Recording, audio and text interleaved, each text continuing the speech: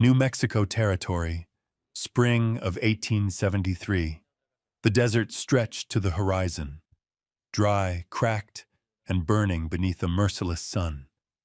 The rail line cut through it like an old scar, and the iron train screamed across the barren land like a wounded beast. The air shimmered with heat, thick with the scent of metal, sand, and the groan of steel on steel. In the last passenger car, no one spoke. No one looked up. The air was heavy with sweat, leather, and road dust. Men sat hunched forward, hats low over weary faces, their hands rough and still, eyes hollow as if their souls had been left somewhere out in the sand. At the far end sat a man alone, Elias Boone, his long sand-colored coat draped over broad shoulders, frayed at the cuffs but clean. A soft-brimmed hat shadowed half his sun-darkened face. He stared out the window, where the wind curled up spirals of red dust. His gaze didn't search for anything. It simply stayed fixed on the nothingness beyond, as if he had long made peace with having nothing left to hope for. Then the iron door at the front swung open with a screech, the sound of wounded metal. A small figure appeared in the blinding light. Amara Langston. She didn't look like anyone else on that train. Her brown skin shone faintly beneath the dust, curls wild with sand and sweat. Her gray cotton dress was torn at the hem, her shoes too large, laces dragging along the wooden floor. A dark scrape marked her wrist, fresh, not healed.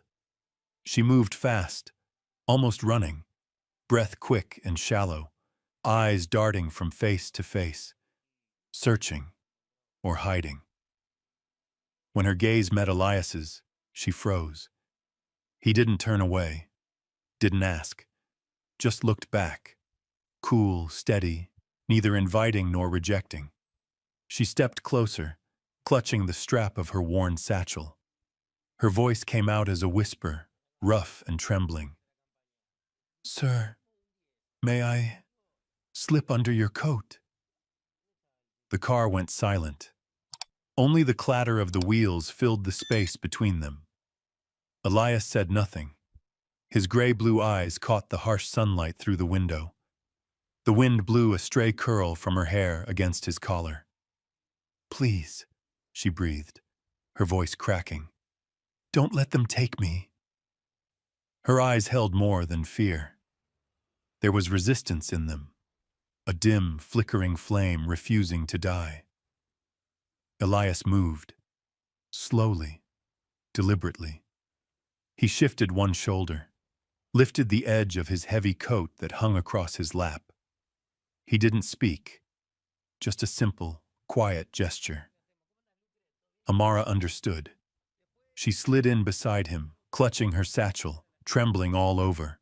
The coat came down, wrapping her in the dark. The scent of leather, smoke, and sun-baked dust surrounded her. The scent of a man who had lived too long under open sky.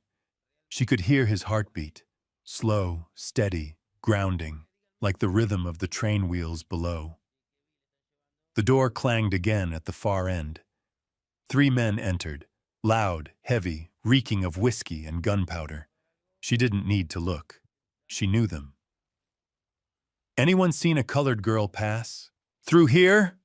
one barked. No answer. The silence grew dense as iron. Boots stomped down the aisle. Seats were shoved, hats lifted. Someone grunted in pain. Amara held her breath. Her fingers gripped the edge of Elias's coat. She felt his chest rise once, then fall, slow and deliberate, as if teaching her how to be calm when calm seemed impossible. One of the men stopped, right in front of them. "You there."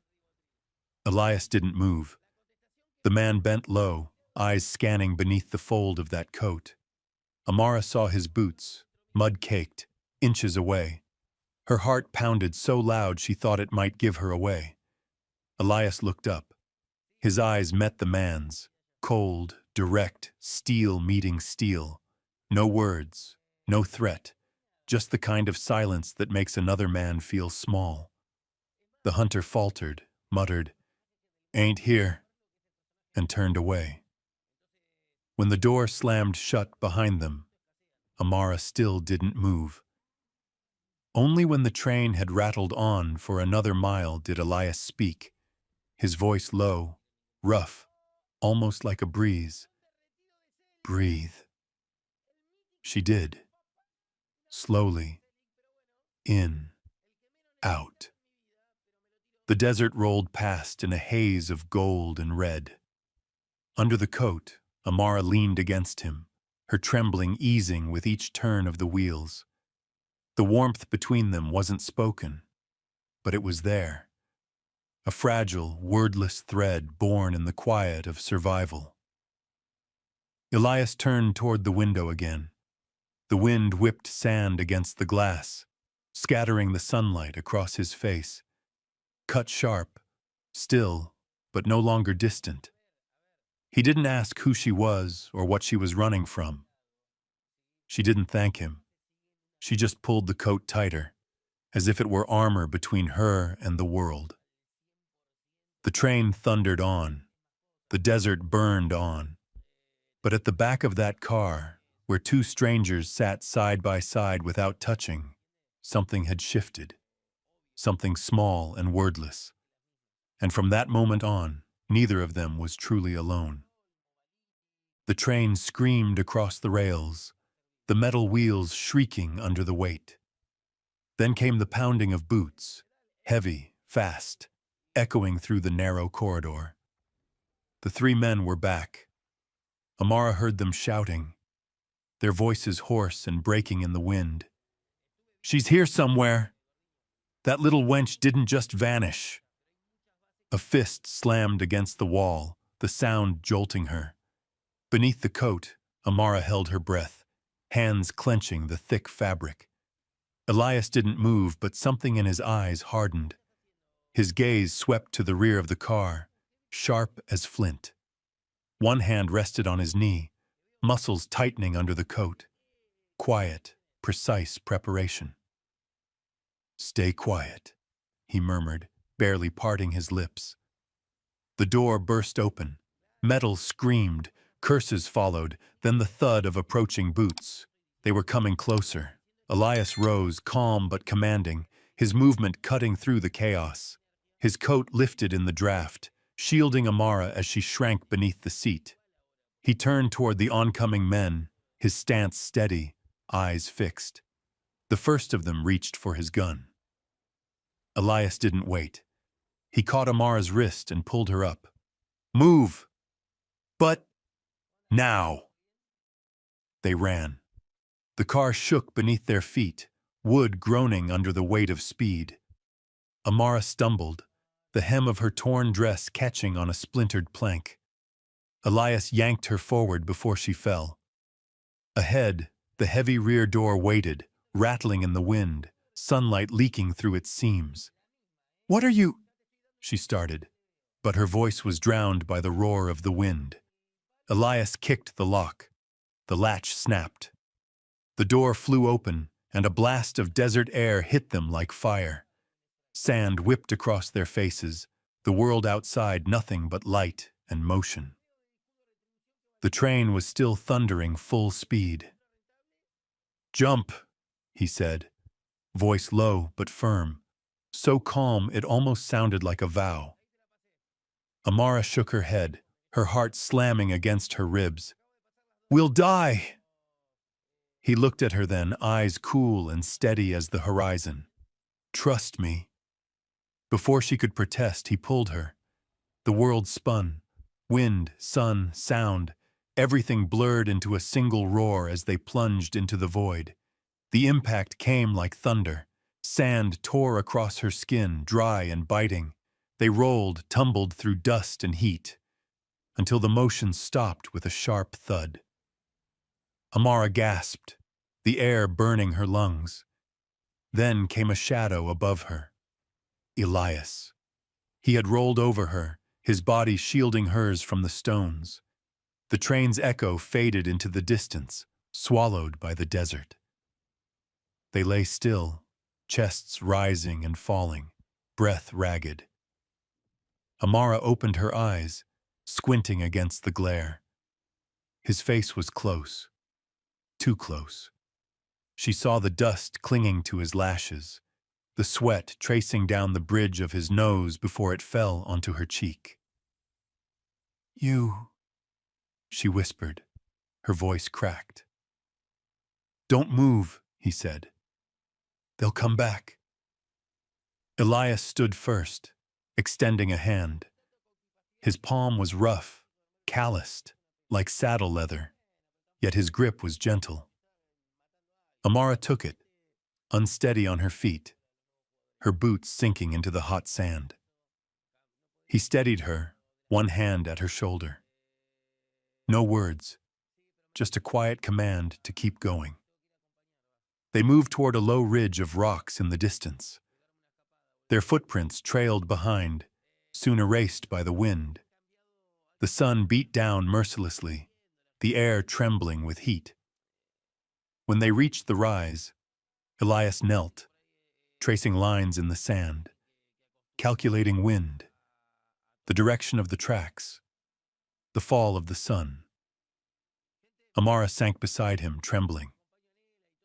"How do you know where to go?" she asked softly. He didn't look up. "Doesn't matter. Just don't go where they expect." Far behind them, a plume of dust rose. Riders. The hunters had found their trail. Elias seized her hand again, guiding her toward a narrow crevice between two massive stones. They pressed inside, the space so tight their shoulders brushed. Elias scooped a handful of sand and tossed it outward. The wind caught it, swirling it into a thin veil that blurred their tracks. Hooves thundered nearby. The sound echoed off the rocks. Amara froze, shoulders trembling, her arm pressed against his. Elias raised a finger to his lips, signaling silence. The scent of sweat, leather, and dry dust filled the air. Beneath it all, she could hear his heartbeat, steady, measured, unshaken. When the hoofbeats finally faded, Elias exhaled, long and low. He leaned back against the rock wall, closing his eyes. Amara slid down beside him, knees touching. The last light of day slanted through the crack above, painting her skin a warm, golden hue. He turned his head slightly, but looked away too late. The sight of her lingered. As dusk settled, they found a small hollow beneath the ridge. Elias gathered a few dry branches and struck flint. A thin flame caught, flickering against the stone. The light danced over Amara's face, eyes dark and wide, lips cracked, expression wary but alive. She sat with her knees drawn close, the firelight throwing their shadows together on the wall. "You never asked," she said quietly, "why they were chasing me." Elias didn't look up. He was carving a piece of hard bread with his knife. "If you wanted me to know," he said, "you'd have told me." She stared into the flame. "My father owed money. The saloon keeper in Santa Fe said he'd clear the debt if I married him. I had no say." Her voice faltered, roughened by dust. "I ran the night before the wedding. They called it theft, said I'd betrayed him. But I only wanted to live." Elias was silent. Then he broke the bread in two and handed her half. "Eat. We move at dawn." She hesitated, then took it, fingers trembling slightly. "Why help me?" "I don't know," he said, voice low and even. "Maybe because you still want to live." Her eyes softened. She nodded once and they ate in silence. The fire crackled softly, the desert wind singing faintly through the rocks. Night deepened. Amara curled near the fire, her breath slowing. Elias remained awake, watching the stars scatter across the endless sky. The train was gone, the riders lost in the dark. Only sand, silence, and the faint glow of fire remained. He pulled his coat from his shoulders and draped it gently over hers, then leaned back, eyes fixed on the horizon. A cool wind swept through the ravine, carrying away the last traces of smoke. And in that quiet, between danger and dawn, a fragile thing took root, a trust no larger than a spark, but bright enough to carry them through their first night in the desert together. 2 days later, they left the Red Rock country behind.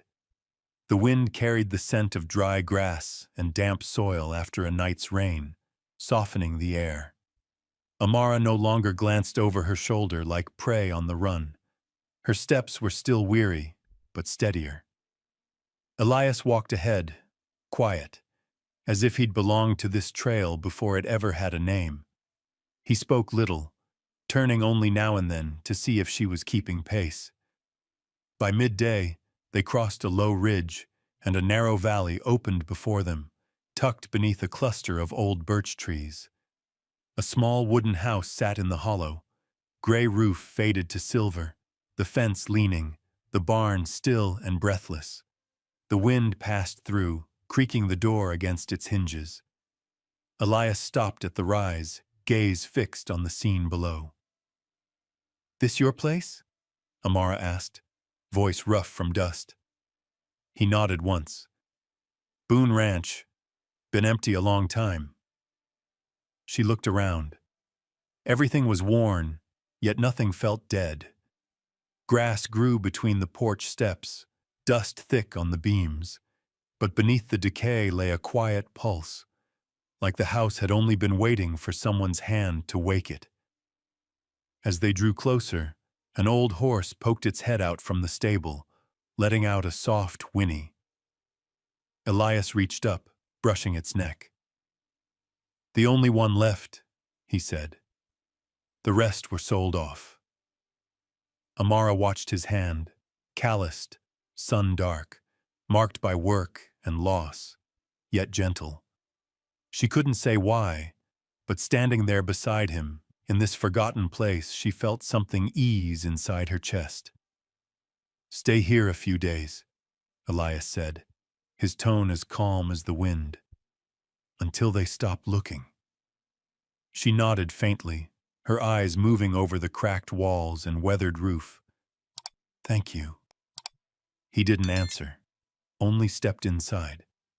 The sound of his boots on the dry floorboards echoed like time breaking open. The next morning, Amara woke to the first light slipping through the gaps in the wall. She couldn't remember the last time she had slept without fear. The house was still, only the wind outside and the faint stomp of the old horse in its stall. She found a broom, a rusted bucket, and a rag worn thin with age. The water from the well was cold enough to sting her hands, but that cold made her feel alive. She began sweeping the floor.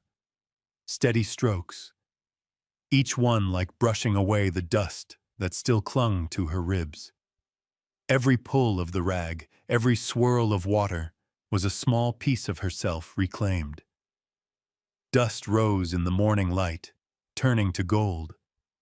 Her sweat glistened the same way, like something honest, something earned. She stopped for a moment, breathing deep. For once, she wasn't running. She was simply cleaning a house, learning how to breathe again. The door creaked. Elias stood in the doorway, his old coat slung across his shoulders, hand resting against the cracked frame. "You don't have to do that," he said. Amara looked up, hair falling loose around her face, lips pressed together. "I need to." He didn't argue. He just looked at her, long enough that something in his eyes changed. The coldness thinned, replaced by something quieter, almost uncertain. She turned back to her work, wiping the table in slow, sure circles. The sound of cloth against wood filled the silence like a steady heartbeat. Outside, Elias built a fire in the small iron stove. Dry branches crackled, smoke rising with the scent of memory, of mornings long gone. When he looked up, he saw her through the doorway, bent slightly over the table, sunlight wrapping her shoulders and throat. Her skin caught the gold of it, rich and warm. A bead of sweat slipped down her chin and fell to the wood, darkening it to a small, perfect circle. He looked for a moment longer than he meant to, then turned away, the edge of his gaze soft as cooling ash. At noon, Amara washed a chipped porcelain bowl, the glaze long gone. When her fingers slipped, the bowl tipped, water splashing across her arms. It was about to fall when a hand caught her wrist, quick, firm, startling. Elias. His hand covered hers completely, rough, solid, but gentle. She looked up, and their eyes met at a distance close enough to feel each other's breath. The gray in his eyes wasn't cold anymore. It had deepened, dimmed, like embers beneath ash. For a few heartbeats, neither moved. Then he released her. The bowl was safe, but her skin still remembered his touch. "Careful," he said, his voice low. Amara nodded, unable to speak. Her pulse raced, out of rhythm with reason. All that afternoon, she heard the sounds of him outside, the thud of a hammer, the soft rumble of a horse, the taut scrape of rope against wood.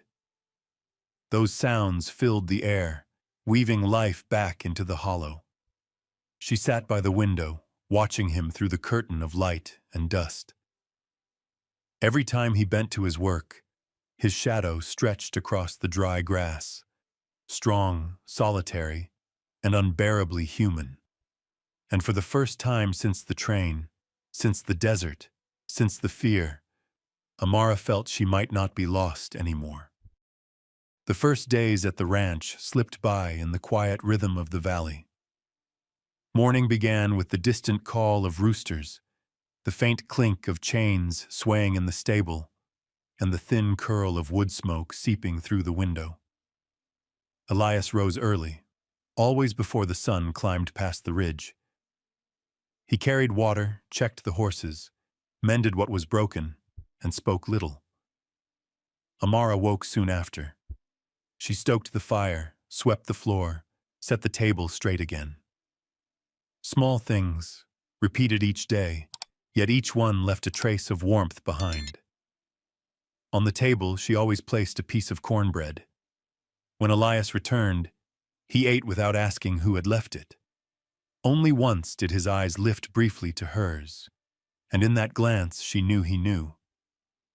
So the days passed, two lives moving side by side, near yet apart, familiar yet still strangers. Between them, words were scarce, but gestures spoke in their place. She folded a clean cloth and set it by his chair. That evening he stacked wood neatly beside the hearth. Neither mentioned it, but when each saw what the other had done, something small and quiet settled between them, understanding without sound. By midday, the sun burned high. Dust blew in through the open window. Amara hung a washed blanket across the line, her hands darkened by sun and soap. Elias passed with a bucket of water. They didn't look at each other, only exchanged a faint nod. Yet in that instant, when his shadow stretched long across the ground and fell over her, she felt something stir. Not fear, not peace. Something else, fragile, unnamed. That afternoon, the steady rhythm of hammer against wood echoed from the barn. Curious, Amara stepped to the doorway. Elias was repairing the gate, sweat tracing down his back, his thin shirt clinging to his skin. She meant to turn away, but her gaze lingered. When he looked up, their eyes met. Just for a heartbeat. But it was enough.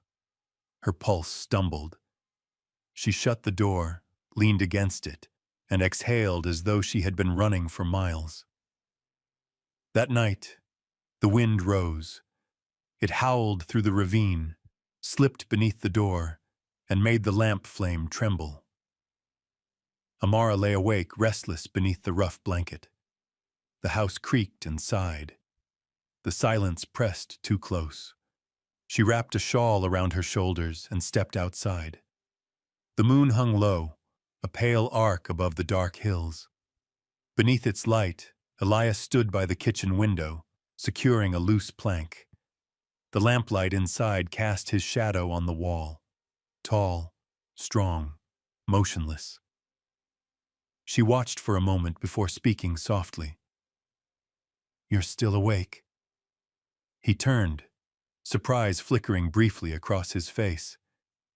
"The frame's weak," he said, his voice rough. "If the wind gets stronger, it'll give." Barefoot, she crossed the porch, the boards cold beneath her soles. The wind tangled her hair, brushing it against her cheek. He saw, then looked away, returning to his work. She stood beside him, watching his hands, scarred, steady, patient. Each strike of the hammer sure and precise. "Cold?" he asked quietly, still focused on the board.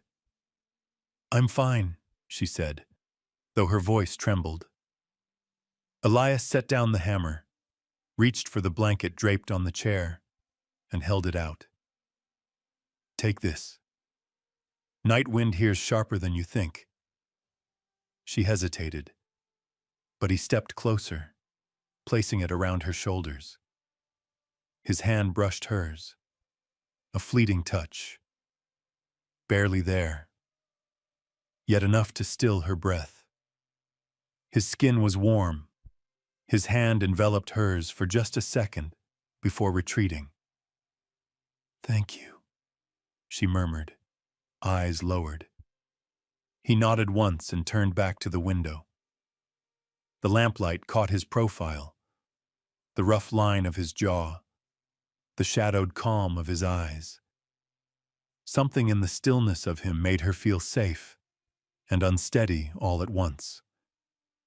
After a moment, he tested the frame, then said, "It's fixed. The wind won't get in now." She smiled faintly. "You seem to know how to do everything." "Only what keeps you alive," he said. His tone was even, but his eyes lingered on her a moment longer than habit allowed. She drew the blanket tighter. The air between them carried the scent of pine, smoke, and leather, something belonging neither to him nor to her, but to this fragile place they now shared. Elias stepped back, giving her space. "Get some sleep," he said softly, as though afraid to break the hush. "Tomorrow will be full." She nodded, but didn't move right away. "You should rest too," she whispered. They stood there, closer than they had ever been, divided only by breath and the thin sound of the wind. Neither spoke. Outside, the valley breathed with them, moonlight spilling over the porch, soft and silver. Inside the house, a gentle glow lingered, not just from the oil lamp, but from the silence between them that no longer felt empty. That night, Amara returned to bed, wrapping herself in the blanket he'd given her. The wind still moaned beyond the walls, but she wasn't afraid. Within the warmth that lingered on the fabric, she could hear her own heartbeat, steady, sure. She understood then. What was growing between them wasn't built on words, but on silence, on the unspoken weight of glances held too long, the accidental brush of hands, the quiet that meant more than speech ever could. It was a feeling that lived in the spaces between, gentle as the wind at night, strong enough to stay even when unspoken. The desert sky could change its mind faster than a man could breathe. By morning, the wind had risen, carrying with it the dry, scorched scent of sand. Elias straightened from his work mending the fence posts and looked westward. The line of the horizon had darkened, swelling with clouds that turned from amber to gray to black. Far off, dunes began to roll like the shoulders of an oncoming sea. "The storm's early," he murmured, mostly to himself. Amara was hanging blankets on the line when the first sharp gust struck her face. Grains of sand stung her skin. "How long?" she called out. "Not long." Elias fastened the last bundle of hay beside the stable. "We need the horse inside. If the roof goes, we lose everything." She didn't hesitate. Together they ran, the wind clawing at their clothes, the sky folding in on itself. Red dust rose in swirling waves, tangling her hair, catching on her lips. The boards of the stable banged in the gale like drums calling war. Elias yanked open the door. The old horse screamed, eyes wide with fear. "Hold the door!" he shouted. Amara grabbed the heavy plank, her arms shaking under the force of the wind. Sand lashed her face and her eyes watered, the tears lost in dust. Elias caught the reins, pulled the horse inside, and threw the latch across. Then came a sound like the sky tearing. The back half of the roof gave way. "Get down!" Elias roared, reaching for her. They fell together as a beam crashed from above. The world exploded into splinters and dust.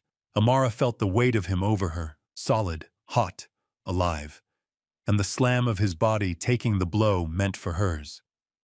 "Elias!" she gasped, voice lost in the storm. He didn't answer at once. Wind screamed through the broken walls, but within the small hollow of their shelter, there was only the sound of their breathing, fast, uneven, human. His face hovered above hers, close enough that she could smell the earth on his skin. His shoulder bled through the torn shirt. His hair clung to his temple. "You're hurt," she whispered. Elias didn't move. He only stayed there a moment longer, as though to be certain she was whole. Strands of her hair brushed his cheek, and for the briefest heartbeat, everything stopped. The red dust in his eyes met the shine of sweat on her throat, and something wordless sparked between them, fragile, suspended in the space between pain and safety. Then he pulled back, his voice rough. "Inside. Go." They ran through the storm, bent low, pushing against the wind that tried to tear them apart. Sand cut their skin, the air burned in their throats. Amara clung to the edge of his coat, her fingers white from gripping.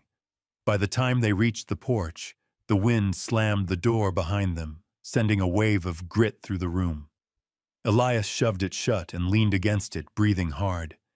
Amara's gaze caught the dark stain spreading across his left shoulder. "You're bleeding." "It's nothing." "Sit," she said, sharper than she meant. "Now." He hesitated, then obeyed. The oil lamp wavered in the draft, casting gold over his bronzed skin. His shirt was ripped wide, blood seeping into the fabric. Amara fetched water, her hands trembling as she soaked a cloth. "Stop," he muttered when she pressed it to the wound. "That hurts." "That's why you need it," she said softly, but her tone carried no fear, only insistence. She wiped the blood from his shoulder, her fingers steady despite the tremor running through her chest. He flinched once but didn't pull away. Her breath brushed his neck, the faint scent of rainwater and smoke between them. When she finished, she lifted her head, and found his eyes on her not with gratitude but with something deeper, older, harder to name. The light flickered between them. Her face glowed in the lamp's reflection, brown skin burnished by the firelight, her eyes like warm earth, lips parted slightly as if to speak but not daring to. A drop of water rolled from her chin and landed on his chest. His pulse jumped beneath it. "All done," she whispered. "You should rest." He didn't answer. His gaze lingered, searching her face as though trying to memorize it. She looked away first. When she started to rise, his hand lifted and caught her wrist, the same wrist that still bore the faded mark of old bruises. "Does it hurt?" he asked quietly. "Not anymore." "It's not because it stopped," he said, voice low, almost lost to the storm outside. "It's because you learned to live with it." Her breath caught. She knew he wasn't talking about the wound. Outside, the storm beat against the walls, sand drumming like fists. Inside, the house held its own weather, flickering light, heavy silence, two hearts beating too close. Elias bowed his head, drawing in a slow, restrained breath, as if holding himself back from crossing a line both of them already felt. The air between them tightened, filled not with words but with the weight of everything neither dared to say. Amara sat still, her pulse echoing in her ears. The spot where his hand had touched her burned softly, not in pain but in life. The storm raged on, wild and unrelenting, but within those four worn walls, a smaller storm had begun. Quieter, deeper, made not of wind or sand, but of the fire that stirs when two people finally stop running from what was always there. Night fell with a silence so deep, it felt holy. The storm had passed, stripping the air clean. What remained was a stillness so pure, it seemed the earth itself was holding its breath. A faint chill slipped through the cracks in the walls, carrying the slow creak of old timber. On the table, the oil lamp burned low, its thin flames swaying with every exhale of wind. Elias sat in the kitchen, shirt unbuttoned at the collar, sleeves rolled to his elbows. In his hands was a small piece of wood he was whittling, not for purpose, only to give his restless hands something to do while his thoughts refused to settle. The lamplight carved shadows across his face, tracing lines weathered by sun and silence. His bandaged shoulder glowed dull under the golden light. The fabric darkened with old blood. The door to the small room opened softly. Amara stepped out, her hair loose, falling like a dark veil over her shoulders. Her shadow stretched long and fluid across the wall. She was barefoot. The faint pat of her feet against the floorboards sounded almost like a heartbeat. Elias looked up. He didn't speak. The flame trembled between them, flickering as though the light itself hesitated to bridge the space. She came closer, her voice quiet, certain. "I'm not afraid anymore." The wind outside rose in a gentle sigh, tilting the flame and casting her shadow across his shoulder. Elias held her gaze for a long time. The caution in his eyes was gone, replaced by something softer. Recognition, maybe. Or surrender. Amara stopped in front of him, close enough to hear the rhythm of his breath. She reached out, fingers trembling only once before finding his shoulder, the one still bound in cloth. Her touch was feather light, tracing the rough edge of fabric until her palm met the heat of his skin beneath. His pulse beat slow and heavy under her hand. Elias leaned forward slightly, his breath grazing her hair. The scent between them was the scent of the world outside. Wood smoke, pine, earth after rain. His hand came up, closing gently over hers. No haste, no claim, only quiet certainty. They said nothing. They didn't need to. The lamplight flickered across their faces, two people marked by different kinds of silence, one carved by years of loneliness, the other by years of fear. Now both were still, wrapped in the small warmth they had made between them. Elias let the knife roll from his palm.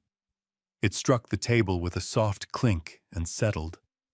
Then he turned toward her fully. Amara lifted her eyes. Their gazes met. No fear, no hesitation. Just the simple, aching recognition of two souls that had stopped running. He raised a hand, brushing a strand of hair from her cheek. The gesture was awkward, tender in its roughness. Her eyes fluttered shut at the touch, because it was the first time in years someone had touched her without taking something away. The distance between them closed. Outside, the wind moved faintly through the trees. Inside, the world narrowed to the sound of breath, the slow beat of hearts, the faint hiss of flame. When he leaned in, it wasn't to claim her. It was to rest his lips against her forehead, soft as a vow never spoken aloud. Amara exhaled, the breath trembling through her whole body, as if that single touch had released everything she had carried across deserts and fear. She pressed her forehead to his shoulder, arms slipping around him. He drew her closer, one hand steady against the back of her neck, holding her like something fragile he didn't yet know how to keep. Outside, the night stretched endless, but within the walls, everything went still. The lamp swayed once and their shadows merged on the wall, no longer two shapes but one. The world beyond the valley could still be cruel, but in that moment there was no distance, no names, no past. Only the warmth of breath shared between them, the quiet surrender of being seen and still being safe. A long night passed, wordless. There were only soft movements, the whisper of skin meeting skin, heartbeats finding each other's rhythm. No promises, only the unspoken truth of those who had both wandered too far to mistake tenderness for weakness. By dawn, the first line of light slipped through the cracks and spread across the floorboards. Amara woke to that light, still lying beneath Elias's arm. She didn't move at first. The peace was too new, too real. His breathing was steady, the rise and fall of his chest calm against her cheek. She shifted slightly, careful not to wake him, but his eyes opened anyway, slow and quiet, as if he had been waiting for her to stir. He didn't speak. He just looked at her. Between them stretched the faint warmth of morning. No one said last night. No one said from now on. They didn't have to. She smiled, small, almost shy, and for the first time he smiled back. The kind of smile that looked as though it might break him open from the inside, like the earth after too long without rain. Outside, the wind stirred the valley once more, but inside that house, something had shifted, gently, irreversibly. That night, beneath his shadow, she had stopped running, and he, after years of silence, had finally let his heart stand in the light. Dawn came quietly. The first light slipped through the mountain pass, laying pale gold across the valley floor. Dew clung to the brittle grass, and the wind carried the faint scent of smoke and damp earth, the remains of last night's fire. Elias woke before the sun cleared the ridge. He stepped out, boots sinking into the soft ground, leaving dark prints that trailed behind him. By the time he reached the edge of the hollow, the sun had just risen over the peaks. Its light struck the sand, making every grain glint like glass. But beauty wasn't what caught his eye. Down by the dry creek bed, cutting through the red soil, were tracks, fresh ones, hoofprints deep and clear, heading straight toward the ranch. He knelt, pressing a calloused hand to the ground. The sand was still warm. They weren't more than half a day ahead. The wind began to stir again, sweeping grit over the marks, erasing them. But Elias didn't need to see more. He knew what it meant. They hadn't given up the hunt. They were closer than he'd hoped. He stood there for a long while, looking toward the horizon where earth met sky, his face unreadable but his eyes heavy with something that felt like resolve. When he turned back toward the house, his steps carried the weight of a decision already made. Inside, Amara was tending the morning fire. The smell of cornbread rose in the small room, mingling with the crisp scent of dawn. When Elias entered, she looked up, smiling softly. "You're up early." "Habit," he said, his voice even. She didn't notice the tension in him. Not yet. She went back to stirring the pot, her hair tied loosely, a few curls falling against her neck. Morning light slid over her skin, giving it a honeyed glow. Elias saw it, felt something shift in his chest, and turned away before it could root too deep. "I'll fix the outer fence," he said. The wind loosened a few posts. "I'll come help." "No," he cut in quickly, sharper than he meant. "Just stay close to the house, the wind's stronger out there." Her hand froze mid-stir. His tone was too deliberate, too distant. She heard what he didn't say. The man who had held her through the night now spoke as though the walls between them were back in place. Amara said nothing. But when he left, something cold and uncertain rose in her chest, a heaviness she couldn't name, like the silence before a storm she didn't yet see. By noon, the sun scorched the valley. Elias worked the fence line, driving each nail deep, tightening every rope. His shoulders strained with each swing, movements precise but restless. Every gust of wind drew his eyes toward the horizon. He could feel it, the danger waiting beyond sight. If they came, he'd be ready. He wouldn't let them take her. He'd once sworn to live alone, untouched by others' suffering. But now that vow had already broken. From the kitchen window, Amara watched him. His shadow stretched long across the ground, steady and solitary under the blaze of light. Each hammer strike rang through the valley like a heartbeat, measured, deliberate, hiding the weight behind it. She wanted to go to him, to speak of the night before, of how safety had finally felt real. But the sight of his bent head and the rigid line of his back stopped her. There was distance again, the kind that no word could bridge. The afternoon ripened into amber. Still, Elias hadn't returned. Amara filled a cup with water and stepped outside. The sand was warm beneath her feet, the air dry but softer now. He was kneeling by the fence, sweat tracing down his temple, his shirt clinging to his back. She walked closer, stopping a few steps away. "You should rest," she said. Elias looked up, squinting against the sun. She stood framed by light, her skirt rippling in the wind, curls brushing her cheek. For a moment, he forgot everything. The danger, the distance. He saw only her, the quiet strength she carried without even knowing. She held out the cup. "Drink." Their fingers brushed when he took it. Just a second, but enough. A current moved through the air, familiar and wordless. He drank, then set the cup down in the dust. "Thank you," he said. voice low, roughened by heat and restraint. She nodded. Neither moved. The wind tugged at the fence line, lifting small swirls of sand.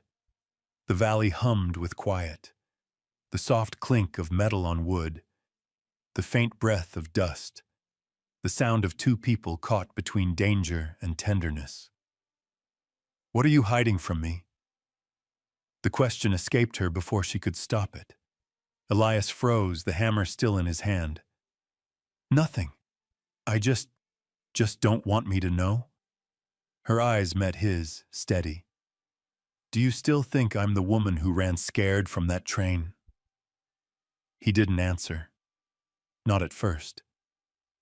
The truth sat heavy in his chest, but the look in her eyes, the fierce, steady light, demanded honesty. Finally, he said quietly, "There were horse tracks at the edge of the valley. Could be them." Amara drew a sharp breath, but her voice was firm. "Then keeping me inside won't help. I can fight too." "No." His reply was immediate, his tone iron. "If they come, you hide. You don't come out." "You can't keep protecting me, Elias. I'm not that frightened girl anymore." Her words hit him like the wind itself, sharp, certain, true. He looked at her then, really looked. The fire in her eyes wasn't fear, but defiance, life reborn from every bruise she'd ever carried. The silence that followed was long, heavy with everything they couldn't yet say. Then, slowly, his shoulders dropped, his voice softened. "I know," he murmured. Amara turned away before he could see her eyes shine. The wind picked up, swirling dust around his boots. He watched her go, the hem of her dress catching the light like a moving flame.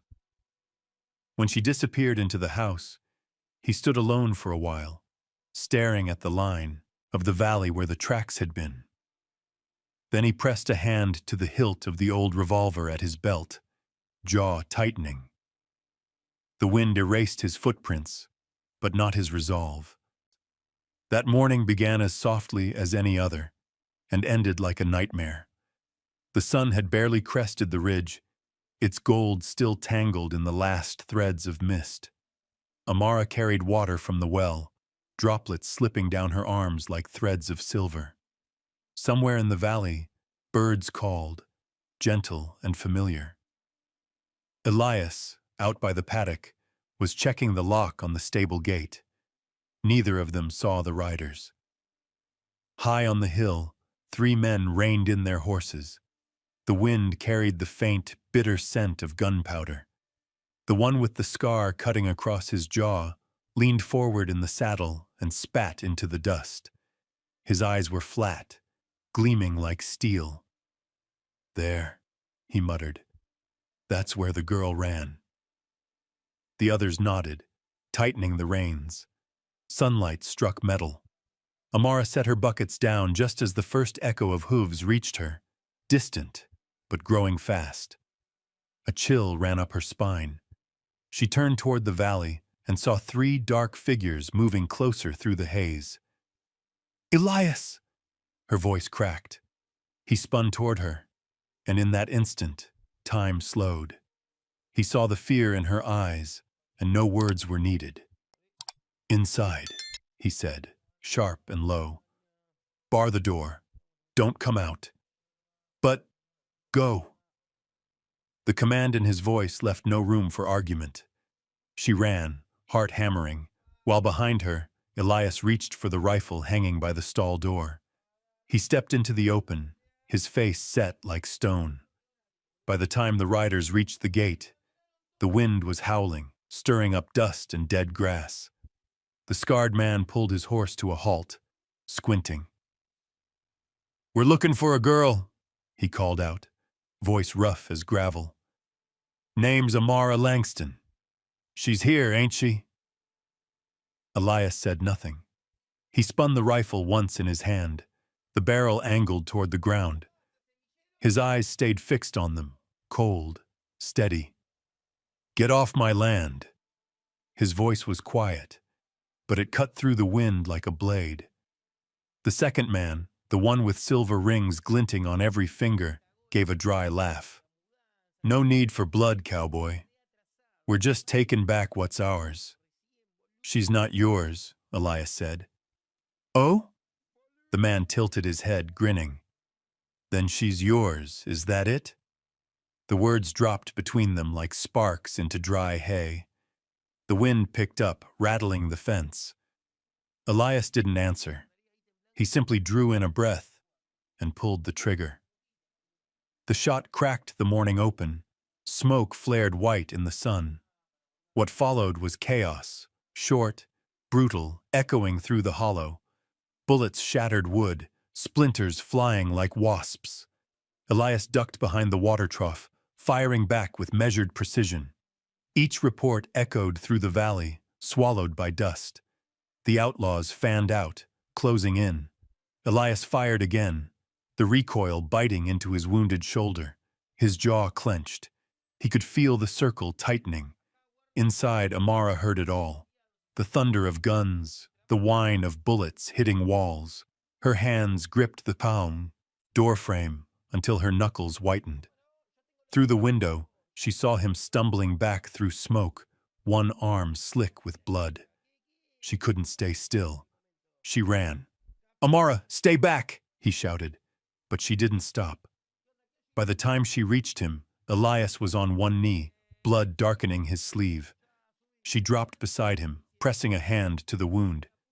"You can't go!" he barked, pushing her away. But before he could stand, the scarred man charged from the dust, swinging the butt of his gun. The blow landed hard across Elias's temple. He crumpled, a smear of blood streaking the dirt. For a moment, the world fell away. Sound, air, everything. Amara's heartbeat roared in her ears. The scarred man turned toward her, grinning through broken teeth. "Nowhere left to run, girl." He grabbed her arm and yanked.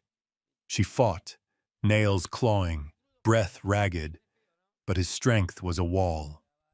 Then, through the haze, she saw something glinting in the dust. Elias's gun, half buried at her feet. She didn't think. She moved. Her hand closed around the grip. The metal burned her palm. She lifted it, both hands shaking, the barrel wavering in the space between them. "Let him go," she said, her voice raw. The man laughed, a short, cruel sound. "You won't shoot. Little hands like yours couldn't—" The gun roared. He froze, eyes wide, shock etched across his face. Then he fell, the sound of his body hitting earth swallowed by the wind. Smoke curled from the barrel in Amara's trembling hands. The other two men hesitated, caught between fury and disbelief. Dust blew across their faces, stinging their eyes. Amara leveled the gun again, her arms quivering, but her gaze unbroken. "Leave," she rasped, "or I shoot again." They hesitated only a second longer. Then one dismounted, dragging the dying man onto his horse.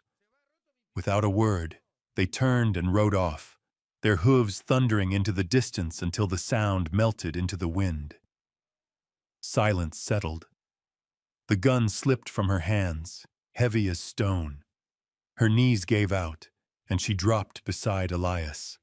Blood streaked his temple, dark against his skin. "Elias," she whispered, her voice cracking. "Please, please, wake up." He didn't move. His breath was faint, shallow. She cradled his head in her lap, her hands sticky with blood. The smell of gunpowder still hung thick in the air. "Don't leave me," she said, tears cutting through the dust on her face. "Not after everything." For a long moment, there was only wind. Then a breath, weak but real. His chest rose, fell. Amara pressed her hands to the wound, whispering through the trembling of her lips. You'll be all right. I'll take care of you. I promise. The valley lay still again. The storm had moved on. Above them, clouds drifted, slow and pale. Far off, the hoofprints were already fading beneath the shifting sand, as if they'd never been there at all. But something had changed, irreversibly. The frightened girl who once hid beneath a stranger's coat was gone. In her place stood a woman, her skin streaked with blood and dust, her hands trembling but steady, her eyes unafraid. She rose slowly, the wind wrapping her in its dry embrace. Around her, the ranch was scarred, silent, but alive. For the first time in her life, Amara wasn't running. And for the first time in his, Elias, broken, bleeding, but breathing, had someone who'd fight beside him, not behind. Night poured over the valley. After the gunfire, everything fell into a heavy silence, thick, almost breathing on its own, as if the sky itself were holding its lungs. The wind had died. Only the smell of gunpowder and dry earth lingered in the air, threading through every crack in the wooden house. Amara half-carried Elias inside, her shoulders trembling under his weight. He was nearly unconscious, his breath thin as a coal fading to ash. She laid him on the bed, pulled the blanket halfway up his chest, then knelt beside him. On the small wooden table, a lamp burned weakly. Its gold light spilled across his face, pale, beaded with sweat, a line of dried blood tracing from temple to throat. Her hands shook as she dipped a cloth in water, wrung it out, and wiped his brow. The movements were clumsy, but desperate with tenderness.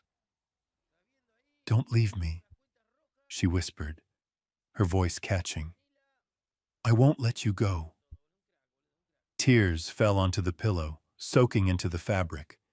She wasn't crying from fear anymore, but because she knew she owed him, not the debt of rescue, but of a heart allowed to trust again. The night stretched as if it had no end. Outside, the wind rattled through the trees, carrying the chirp of crickets, the creak of old boards, small sounds she clung to so she wouldn't collapse. Amara changed the bandages with trembling fingers. Each time the cloth brushed his skin, his breathing shifted slightly, a reflex of life still clinging. "It hurts, doesn't it?" she murmured, though she knew he couldn't hear. "You've always carried it alone like this."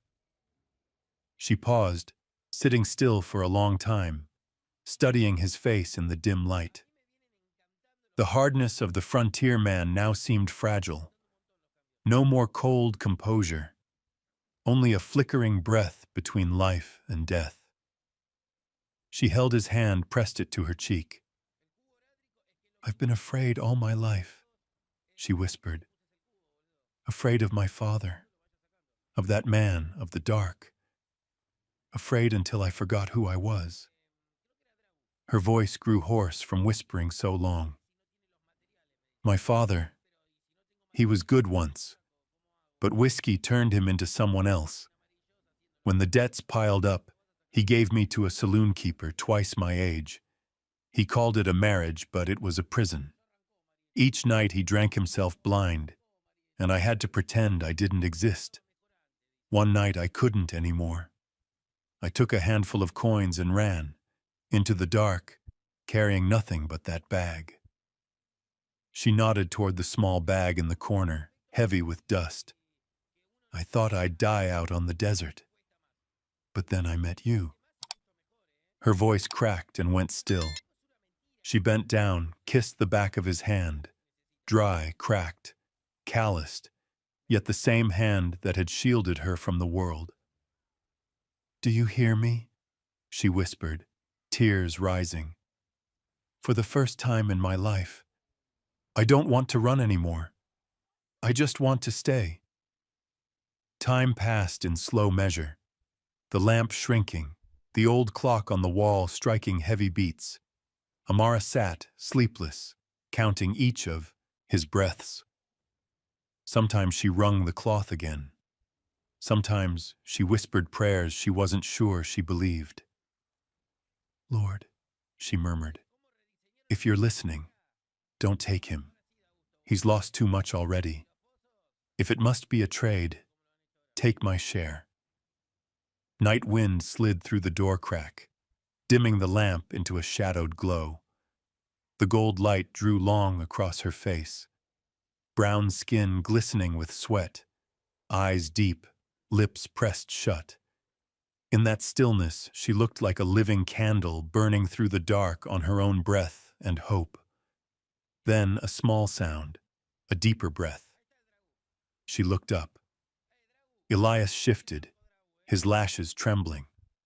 A low, rough moan escaped his throat, weak, but enough to jolt her heart. She leaned close, whispering, "Elias, it's me."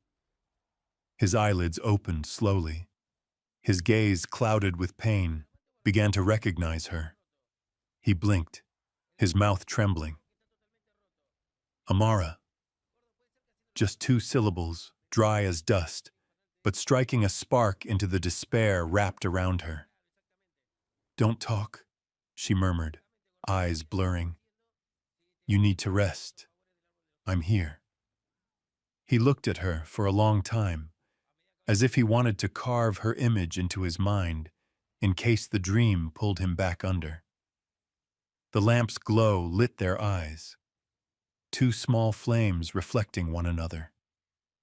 No words of thanks, no confession. Everything lay inside that silence. Elias lifted a hand, so weak it trembled, and touched her cheek. You're not afraid anymore?" he asked, voice ragged as the wind. She smiled, tears sliding over her lips. "No, because you're here." He pressed his mouth as if to speak again, but only managed a faint nod. She took his hand, placed it over her heart where it beat fast, steady, alive, as proof they were both still here. The whole room sank into quiet. Outside, the wind stopped.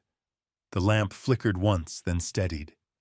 They lay close together, one pulled back from the edge, one just finding her faith. And the night, endless though it seemed, grew soft, like the breath of 2 people who had finally learned they were no longer alone in the world. Spring came like a slow exhale after a storm that had lasted too long. In the early weeks, Elias was still weak. He spent his mornings on the porch, leaning against the old wooden chair, watching sunlight crawl across the boards like a patient visitor. Amara brought him warm water every dawn. She didn't say much, just set the cup before him and sat nearby, fingers worrying the edge of her worn kerchief. "You should eat something," she would say softly, her voice barely louder than the wind. Elias would nod, take a slow sip, and say nothing more. Their silence was no longer a hollow thing. It was full, weighted with everything that didn't need words. She was no longer the woman who trembled at every sound, and he was no longer the man who hid behind silence like armor. One morning, Elias tried walking outside. His first steps were uncertain, but firm. Amara followed behind, not to hold him, only to be there if he fell. When he stopped midway across the yard, breathing deep the clean scent of thawed earth, she smiled. "See? There's nothing to fear about standing again." He looked at her, the corner of his mouth lifting faintly. "Sometimes, the hardest part isn't standing. It's not knowing if someone will be there when you fall." Her eyes softened, though she looked away. Elias grew stronger with each sunrise. He began carrying his own water, walking the ridges, checking the traps in the hills. Each time he left, Amara would watch from the porch until his figure disappeared into the valley haze. When he came back, Dinner was always waiting, though she'd never admit she'd been watching the trail all afternoon. He never mentioned it, but every time he stepped inside, the lamp on the table was already lit. One evening he stood behind her as she kneaded bread dough. Flour dusted her hands, her arms, the curve of her jaw. He started to speak, but instead stepped closer and placed his palm over hers to steady the bowl. "You're spilling flour," he said quietly, "because you're standing too close." "I don't mind." She looked up. Her dark eyes caught the light from the hearth, and for a moment, the air between them thickened. One breath, two, and then both laughed, softly, like it was the most natural sound in the world. The night drifted on, warm and slow. The house smelled of firewood and bread, and for the first time in a long while, neither of them felt the need to fill the silence with anything but being there. Time moved like the small stream behind the house, unhurried, but steady. Months had passed since that blood-stained night. Now the ranch of Elias and Amara had taken on a new shape. Not perfect, but alive. They walked together, slowly, along the path through the fields. The ground was soft and warm beneath their boots. Wildflowers lined both sides, brushing against their ankles as the wind stirred. There were no farewells to the past, no declarations for the future, only the quiet rhythm of two people walking in the same direction. Far ahead, the sun dipped behind the mountains, leaving a golden blaze in its wake. Their shadows merged into one, stretching long across the rows of yellow blooms. Amara lifted her face, breathing in the wind that carried the scent of freedom. Elias turned toward her, the last light of day catching in his eyes that finally held peace as if home had found its place there. "It's strange," she murmured, more to herself than to him, "how a place that once held only fear can become home."